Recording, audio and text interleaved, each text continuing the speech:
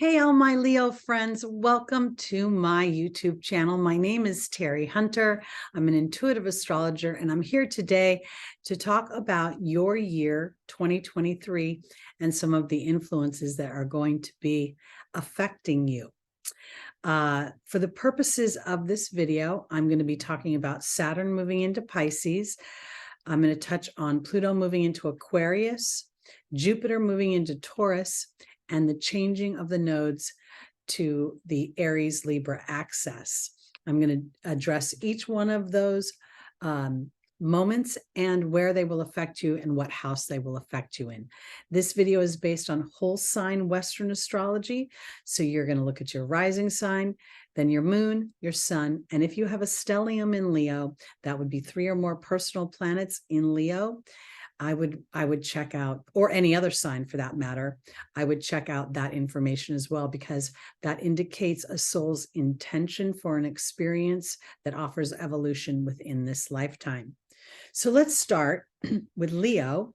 Your 8th house is Pisces, and Saturn will be entering Pisces on March 8th, 2023, and stay until May 24th, 2025. Saturn by nature rules, the traditional words are restriction, limitation, authority, rules, regulations. Sometimes depression is attached to Saturn. And all those things are true. But here, I think it's an opportunity for Leo in the 8th house to really look at the structures, the repressions, the limitations that you've been experiencing as Saturn moved through Aquarius, your 7th house. Saturn rules authority. It rules institutions and big corporations, structures. It rules history and tradition. It rules maturity and the aging process. It rules moral obligation, professional reputation, and public view, time, self-discipline, and determination. It also rules boundaries, reality as the human sees it, patience, and wisdom. So all of this is going to come into your 8th house of Pisces, which represents creativity, imagination, dreams, intuition. It represents escapism, addiction, disillusionment. Those are the more challenging sides. On a mundane level, it rules research and hospitals and mental hospitals, ashrams, retreats, hotels, any place where we spend time alone or in rest and relaxation. As far as body parts go, Saturn rules the skeletal system, bones, teeth, and joints, and Neptune rules and the water signs in general rule our blood, our bodily fluids, the mucus, the lymphatic system, the immune system. So here in the 8th house of naturally Scorpio, I think there's going to be a transformation in how you choose not only to, well, the first thing I want to do is I want to look at your body. And I know the 8th house doesn't necessarily rule the body, but it rules sex, okay? And that rules part of our body.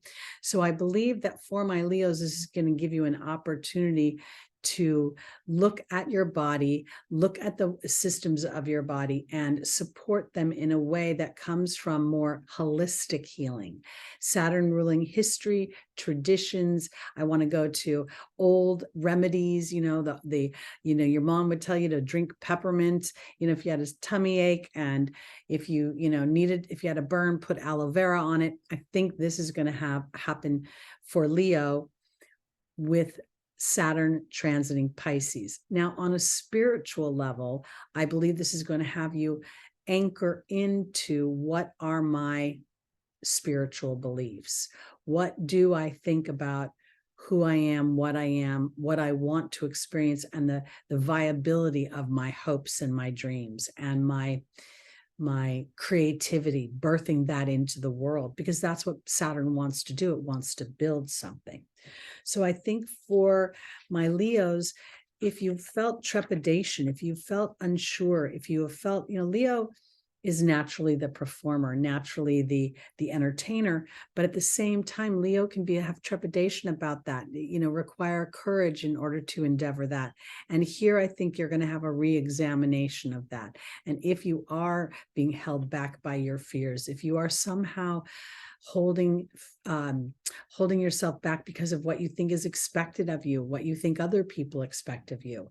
The 8th house is riddled with other people's influence on us, and other people's influence that potentially created chaos or some sort of traumatic event that changed our belief system. So I think this is really important for you to give yourself permission to kind of look at the things that you want to birth in the way of your creativity, the Pisces energy, and then to take a pause, Saturn, to assess whether or not you're looking at the viability of this based on the truth of your heart or what you have historically learned by what other people have told you about your heart and what you want and what's good for you. On a more global level in our communities, I think this influence is going to bring some restrictions, especially to the human body, meaning there could be more, mask mandates or vaccination requirements for work or for travel. There's a feeling of Saturn bringing in a sense of repression or restriction that actually illuminates a lack of balance in power. So I think what we're going to see with this particular transit is the beginning of some of our older systems that we've taken for granted start to break down, because information will be revealed about an imbalance, and it will bring disillusionment, and the disillusionment will bring a call to action. And as I say that, I want to go into Pluto moving into Aquarius. But before I do that, I want to say this finally. Saturn in Pisces gives us an opportunity to truly master and build Capricorn, Saturn, in the 3D world, our dreams, Pisces, through devotion, which is both an energy of Pisces and Saturn. So as you're looking at, the years coming ahead, I think this is an opportunity for you to really give yourself permission to take everybody else's influence and sort of put it on the back burner, on the outer rings of your universe, and then look about how you want to birth a part of you into this world that you feel is truly authentic to your perception and to who you are as an individual. We see Pluto moving into your 7th house, Aquarius, of partnerships, but it's also the house of diplomacy.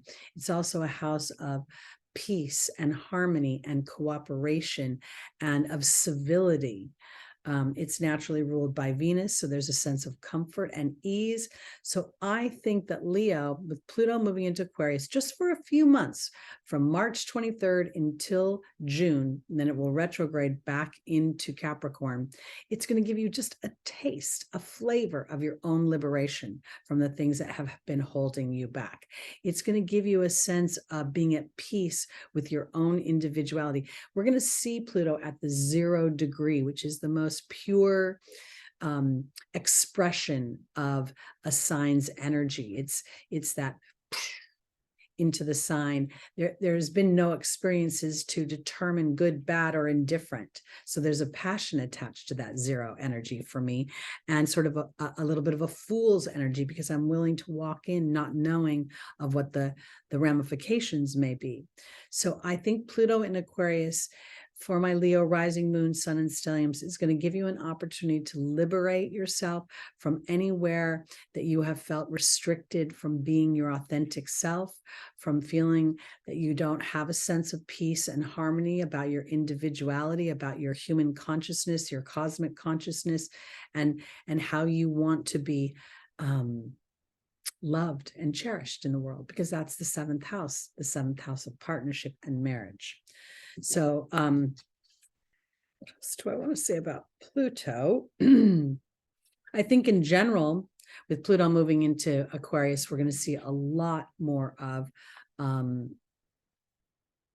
people focused on civil rights, humanitarian rights, R versus V or RVW will probably come up, no doubt. Any of the restrictions that have been implemented that are out of boundaries or out of balance are going to come up and come into light. And the potential omission of information will, because there is going to be a series of disclosures that we discover that will be a sort of a hindsight thing. I think, oh, we didn't know, but now we know. And I think this is going to bring people in general into a place of wanting to be more in charge of their own life, their own body, their own sense of peace of mind. Aquarius rules, the higher octave of Mercury. So there's genius attached to it. So here somewhere in this 7th house, you're coming into partnership with your genius. You're understanding your uniqueness. You're allowing yourself to have a human partner and individuals in your life, but you're also, in some respects, stoking the individuality within your partnerships, and in a way that makes you feel very excited and hopeful, as if, some of your dreams are actually starting to come true. But again, this is going to take your focused thought and willingness to liberate yourself from an old story. We're going to see Jupiter move into your 10th house of Taurus from May 16th, 2023 until May 24th, 2024.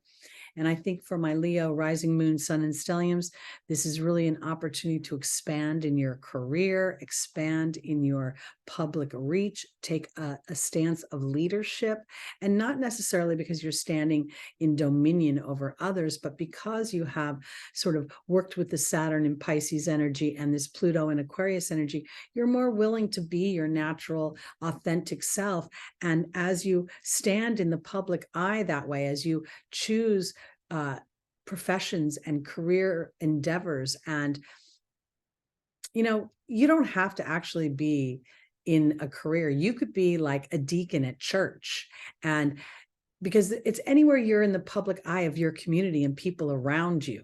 It's not always about fame in that respect. So I think, Leo, this is really about taking leadership of your own wants and desires, because Taurus represents my voice, my sense of self, my sense of personal history, my skills, bringing them into a personal, this is a personal thing, bringing it out into the public eye, and potentially making money as a result of that, because Jupiter brings abundance, it brings faith, it brings expansion wherever it goes, and you have potential for expansion in your 10th house of career. And now, then we have the nodes moving. The North Node will move into Aries, your 9th house, and then the South Node will move into Libra, your 3rd house, from July 18th, 2023 until January 12th, 2025. And this is where I believe that you're going to individualize yourself. The 9th house being Aries is going to give you an opportunity to really start to look at the who am I and what am I? And rather than asking the question, you're going to start to say, this is who I am, and this is what I want, and this is how I feel about me. And the South Node in Libra is going to ask you to be egoless in your efforts to be diplomatic, peaceful, and harmonious while you go about this. All our fire signs have, that bit of passion and excitement and quick energy attached to them, because I really do think that there's something about fire that makes me, I know that most of the time we think of air moves quickly, but the fire, once I feel a passion, I want to get going. So I feel as if for Leo, this North Node in Aries is really going to stoke a passion for me and a belief within myself that then I'm going to start to want to implement that in the South Node being in Libra, in my 3rd house of community, in my 3rd house of what do I think about things? How do I teach others?